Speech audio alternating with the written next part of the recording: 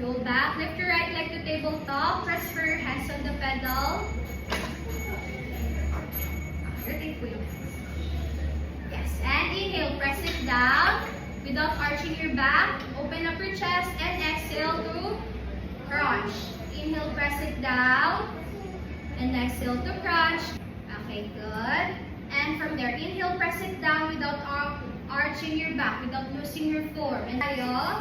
So this is your teaser position. Top, followed by your left leg and transfer your hands sa pedal, one hand at a time. Keep scooping your belly.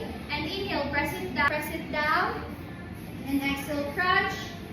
Press it down for 5. Hold it here for 8, 7, 6, 5, 4, 3, 2, 1, and crunch. And drop your right leg, followed by your left, and roll down.